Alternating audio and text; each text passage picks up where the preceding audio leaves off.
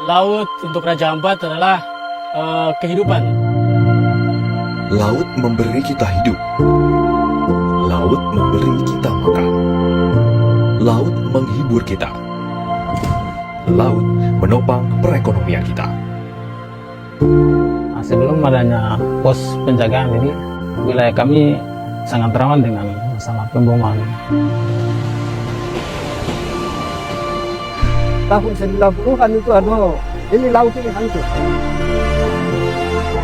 Ekonomi laut yang berkelanjutan bukan jargon semata.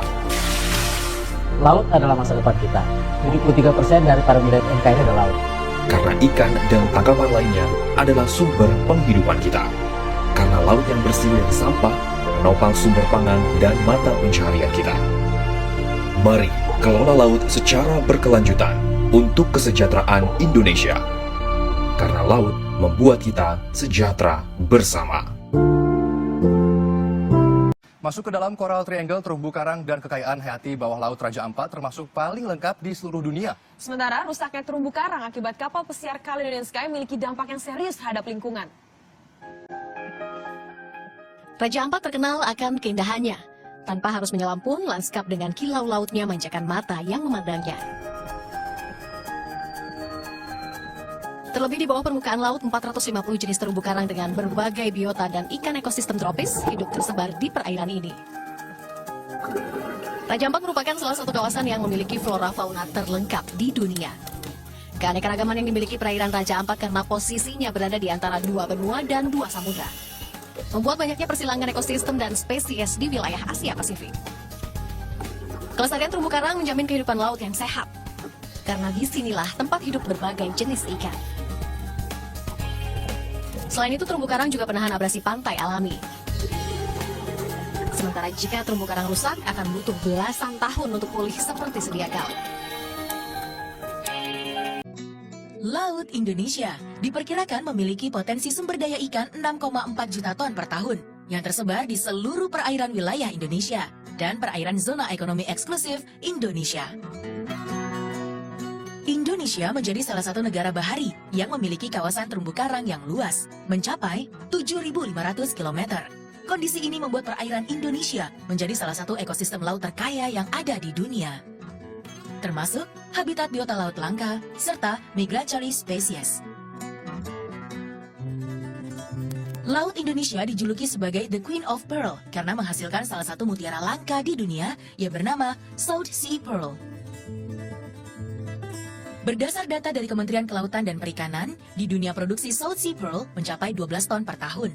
Dan Indonesia menghasilkan hampir 7 ton di antaranya.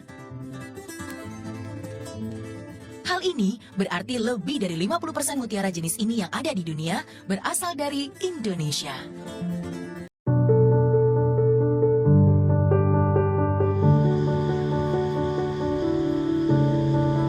Selamat datang di hutan mangrove, di mana pasang surut air laut datang secara bergantian.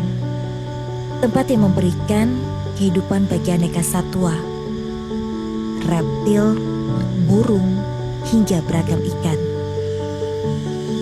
Ia menyaring nutrisi hingga racun dalam air, juga memberikan perlindungan dari cuaca ekstrim. Akarnya yang dapat menyaring garam, menghirup oksigen, serta mengekstrak nutrisi, membuat mangrove mampu hidup dalam air asin. Kemampuan yang tak dimiliki pohon lain. Secara geografis, Indonesia sebagai negara kepulauan terletak pada pertemuan 3 lempeng tektonik utama dunia yang berpotensi menyebabkan bencana alam seperti gempa bumi hingga tsunami. Rasanya belum hilang dalam ingatan gelombang tsunami yang meluluh lantahkan dan membuat semua mata tertuju pada Nanggro Aceh Darussalam. Peristiwa serupa yang juga kemudian terjadi di Sulawesi Tengah dan Banten.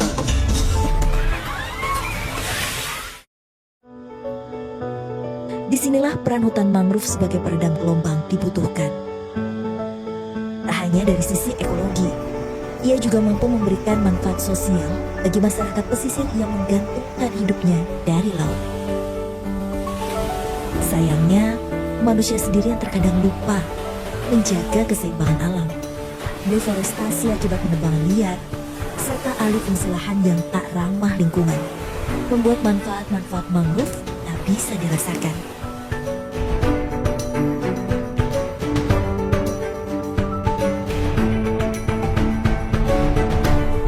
Berusaha gimana caranya untuk menahan laju abrasi ombak tersebut supaya kita tetap terlindungi. Masalahnya saya ini udah bosan pindah gitu. Kementerian Lingkungan Hidup dan Kehutanan bekerja sama dengan beragam instansi terkait berupaya untuk terus menjaga ekosistem mangrove. Hingga saat ini, Indonesia memiliki 3,31 juta hektar mangrove tersebar dari Pulau Jawa, Sumatera, Sulawesi, Kalimantan, Maluku, Bali Nusra hingga Papua. Semangatnya adalah mempertahankan yang baik, merehabilitasi yang buruk, hingga kembali tumbuh baik. Untuk itu, setiap tahunnya melalui dana APBN, Ditjen Pengendalian Daerah Aliran Sungai dan Hutan Lindung, melalui Balai Pengelolaan Daerah Aliran Sungai dan Hutan Lindung yang berada di 34 wilayah, terus melakukan beragam upaya.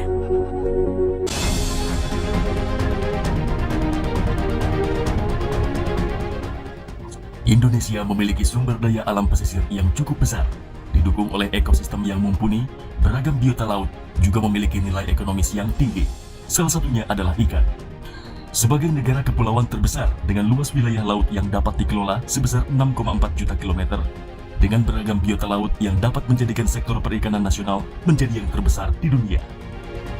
Pengelolaan potensi kelautan Indonesia yang baik dan inovatif dapat menjadi salah satu sumber modal utama pembangunan yang memberikan manfaat maksimal bagi negara dan masyarakat Indonesia. Salah satunya melalui kebijakan penangkapan ikan terukur yang tertuang dalam Peraturan Pemerintah Nomor 11 Tahun 2023 tentang penangkapan ikan terukur. Kementerian Kelautan dan Perikanan KKP memperbaharui data estimasi potensi sumber daya ikan atau SDI yang ada di 11 wilayah pengelolaan perikanan Negara Republik Indonesia atau WPPNRI. Menyusul terbitnya Keputusan Menteri Kelautan dan Perikanan Nomor 19 Tahun 2022. Penetapan estimasi potensi ikan saat ini menjadi lebih baik karena menggunakan metodologi perhitungan yang semakin baik untuk mendukung pengelolaan perikanan berkelanjutan, salah satunya melalui kebijakan penangkapan ikan terukur. Penangkapan ikan terukur adalah penangkapan ikan yang terkendali dan proporsional, dilakukan di zona penangkapan ikan terukur berdasarkan kuota penangkapan ikan dalam rangka menjaga kelestarian sumber daya ikan dan lingkungan serta pemerataan pertumbuhan ekonomi nasional. Sesuai dengan Keputusan Menteri Kelautan Perikanan Nomor 19 Tahun 2022, total estimasi potensi sumber daya ikan di 11 WPPN RI sebanyak 12,01 juta ton per tahun, dengan JJB 8,6 juta ton per tahun. Estimasi tersebut dibagi ke dalam 9 kelompok sumber daya ikan, yaitu ikan demersal, ikan karang, pelagis kecil, cumi, udang penait, lobster, rajungan, kepiting, dan pelagis besar. Perairan Indonesia merupakan rumah bagi 40% spesies laut dunia. Hal ini menjadikan Indonesia sebagai salah satu negara dengan potensi produksi perikanan terbesar di dunia. Sebagian masyarakat pun menggantungkan nasibnya dari hasil tangkapan ikan di laut Indonesia. Salah satunya adalah nelayan kecil. Pemerintah melalui kebijakan ikan terukur berbasis kuota mendorong pemberdayaan nelayan kecil dan tidak memberlakukan penarikan PNBP selayaknya pelaku usaha penerima kuota di zona industri.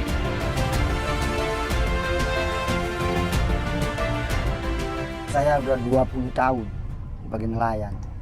Ya sukanya kalau lagi enak, lagi along, dapat ikan banyak ya pasti suka. Dukanya ya kalau kena badai. Kalau pulang nggak bawa duit ya duka, perempuan menunggu. Itulah dukanya nelayan. Kalau nelayan harian kan kadang-kadang seminggu pulang, kadang-kadang 3 minggu. Ya tergantung sih. Ya tergantung manusianya. Dibikin sulit ya sulit, dibikin enak ya enak. Ya sebenarnya ya sulit. Katanya bikin surat itu kan 10 ke bawah, nggak usah laporan ini. Tapi ya tetap namanya juga pemerintah harus pakai jalan. Ya kita jalanin aja kalau nelayan. Yang penting saya nggak salah, itu kuncinya nelayan. Ya kadang-kadang sampai 10 ton, 15 ton. Nah, ya kadang-kadang alhamdulillah pulang itu nggak buang jaring-jaring aja, tidur-tiduran terus di laut. Kan begitu. Ya suka dukanya ya itulah nelayan.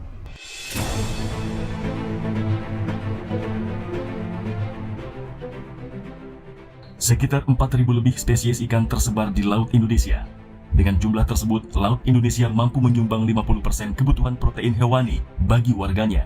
Ya harapannya ya sukses lah, enak. Harapannya ikannya mahal, sesama sama solar. Surat jangan dipersulit. Ya yang dibutuhkan itu ya solar itu sih, kuncinya itu. Kalau masalah penjualan ikan ya mudah. Cuman ya kalau nelayan semua juga ya sama, yang beli ya sama, pengennya murah. Yang jual ya pengennya mahal. Itu kan udah tradisi kita kehidupan, kan begitu.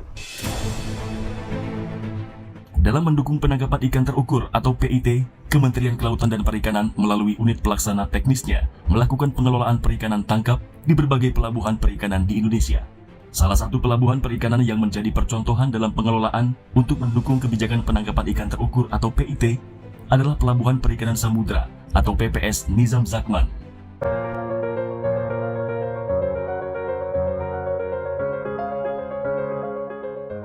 Dengan lebih dari 7 juta ton hasil perikanan tangkap setiap tahunnya, sebagian besar produk perikanan ditangkap untuk konsumsi domestik. Penduduk Indonesia diperkirakan mengkonsumsi lebih dari 3 kali lipat ikan dan makanan laut dibandingkan rata-rata konsumsi global. Namun, masih ada ancaman yang membahayakan kesehatan laut, yang berpotensi menurunkan jumlah ikan di laut yang berlimpah, dan kemudian berpengaruh kepada jumlah produksi. Ancaman yang dimaksud adalah penangkapan ikan berlebih atau overfishing, yang pada akhirnya mengakibatkan penurunan stok ikan.